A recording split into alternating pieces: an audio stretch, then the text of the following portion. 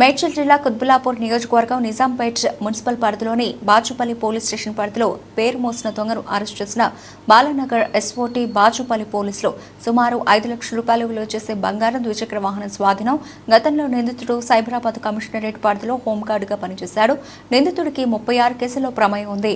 నిందితుడిపై Balanagar Kukatpally, KPHP, Alwal, Jeedimetla, Bachupally, Miyapur, పేట్, Basheerabad police స్టేషన్లలో case నమోదు.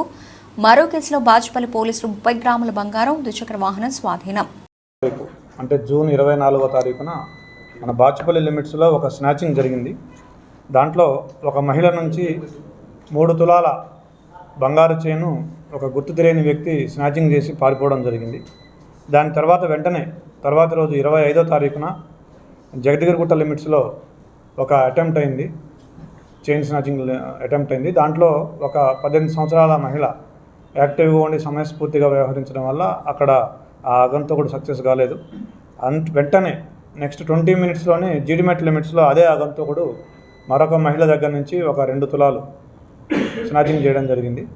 So ఈ 3 అఫెన్స్లో కూడా మనము సీసీ కెమెరాలు పరిశీలించగా మనకి ఒకే వ్యక్తి చేసినాడని తెలిసింది.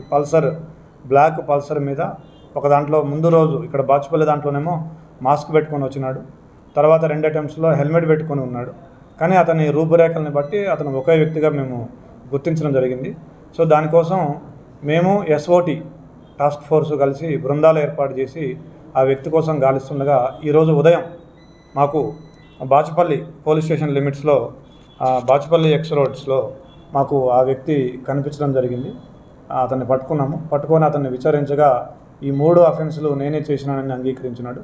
అతని దగ్గర నుంచి ఒక పల్సర్ బైకు, 5 తులాల బంగారం, మొత్తం కలిపి 5 లక్షల విలువైనటువంటి బంగారం అండ్ పల్సర్ బైకు అతని దగ్గర నుంచి రికవరీ చేయడం జరిగింది. సో అతన్ని ఈరోజు మేము రిమాండ్ చూపిస్తూ ఉన్నాము. ఒక పల్సర్ బైకు, 6 తులాల బంగారం, టోటల్ వర్త్ 5 లక్షల రూపాయలు. ఇతను